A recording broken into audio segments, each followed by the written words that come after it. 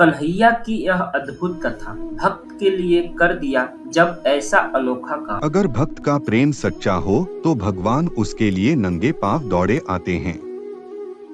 वहीं बात जब कन्हैया की हो तो कहने की क्या। अपने भक्तों के लिए वह न जाने कितने रूप धरते हैं और कितनी ही अनगिनत लीलाएं कर चुके हैं, जिनका प्रमाण हमारे धार्मिक ग्रंथों में मिलता है। ऐसी ही एक रोचक कथा है जब कन्हैया ने अपने भक्त के लिए एक अनोखा काम किया। तो आइए जानते हैं इस बारे में विस्तार से। पौराणिक कथा के अनुसार एक बार की बात है, किसी नगर में एक राजा ने एक मंदिर बनवाया जिसमें श्री कृष्ण की एक मूर्ति भी रखवाई, लेकिन उसकी कभी पूजा नहीं की। पूजा करने के लिए मंदिर में एक पुजारी को रखा गया। पुजारी नियमित कन्हैया जी को नहलाता और बड़ी ही श्रद्धा भाव से उनकी पूजा अर्चना करता। राजा भी रोज कान्हा जी के लिए एक फूलों की माला भेज देता था और जब वह दर्शन करने आता तो पुजारी उस माला को उतारकर राजा को पहना देता। ऐसा करते करते पुजारी की भी उम्र बीत चुकी थी। एक दिन किसी वजह से राजा नहीं आ सका तो उसने एक सेवक के हाथ मंदिर में माला पहुंचा दी और कहलवाया दिया कि आज वह मंदिर नहीं आएगा, इसलिए पुजारी उसका इंतजार ना करें। इतना कहकर सेवक चला गया। पुजारी ने हमेशा की तरह कन्हैया जी को माला पहना दी, लेकिन जब शाम हुई तो पुजारी यह सोचने लगा, माला उतारकर किसे पहनाई जाए। उसने सोचा क्यों न ये माला आज मैं ही पहन लूं। वैसे भी मेरी उम्र हो चली है, जीवन का क्या पता कब खत्म हो जाए।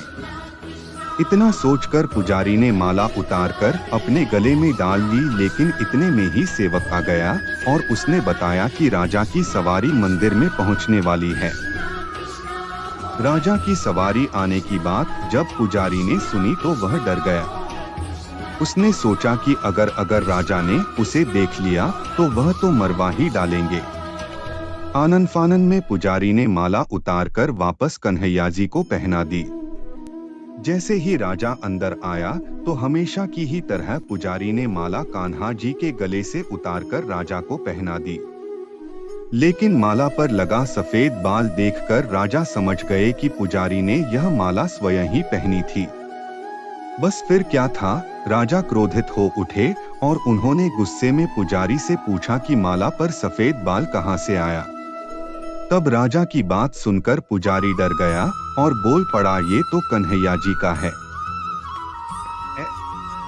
अब तो राजा और भी क्रोधित हो गए, क्योंकि कान्हा तो भगवान हैं और उनके बाल सफेद कैसे हो सकते हैं। इसीलिए राजा ने फरमान सुना डाला कि कल श्रृंगार के समय राजा खुद आएंगे और देखेंगे सच में ही कान्हा जी का सफेद बाल है या पुजारी झूठ बोल रहा है। उन्होंने कहा कि अगर पुजारी ने झूठ बोला होगा तो उसे फांसी दे दी जाएगी। राजा का फरमान सुनकर पुजारी का बुरा हाल हो गया।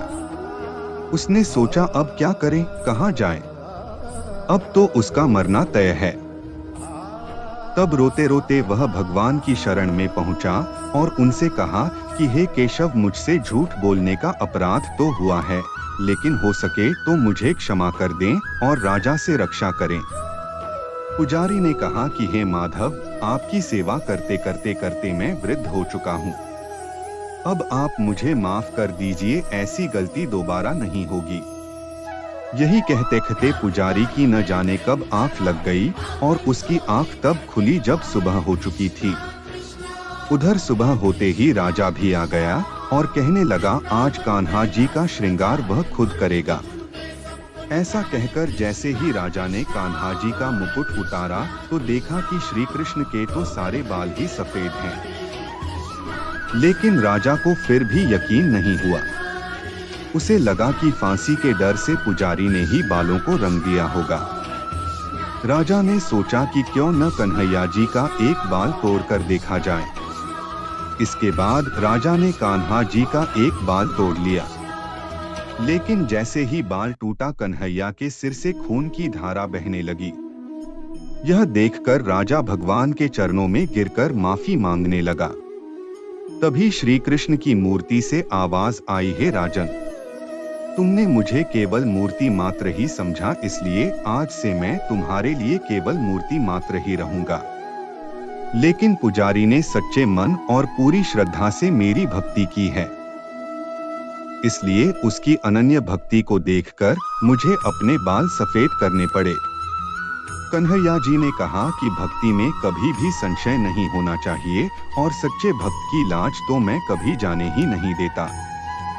कई बार लोग जाने अनजाने झूठ बोल ही देते हैं, लेकिन क्या आप जानते हैं कि झूठ चाहे जानबूझकर बोला जाए या फिर अनजाने में, इसका फल तो भोगना ही पड़ता है। हमारे धार्मिक ग्रंथों में भी इसका जिक्र मिलता है।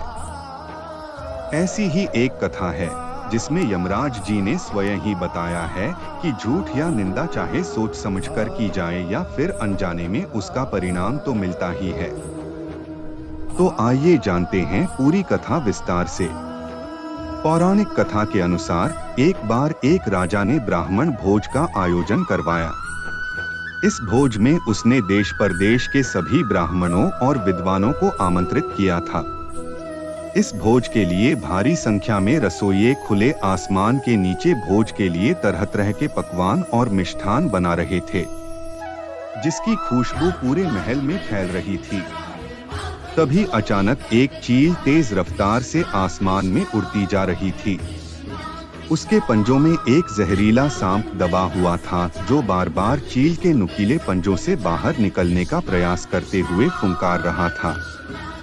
ऐसा कई बार करते हुए सांप के मुंह से जहर की कुछ बूंदें ठीक नीचे बन रहे खाने में जा गिरी। हालांकि खाना बना रहे किसी भी रसोइये को सांप का जहर खाने में गिरने की कोई जानकारी नहीं थी। कुछ समय बाद वही खाना सभी ब्राह्मणों को परोस दिया जाता है। जहर इतना तेज था कि खाना खाते ही सभी ब्राह्मणों की मृत्यु हो गई।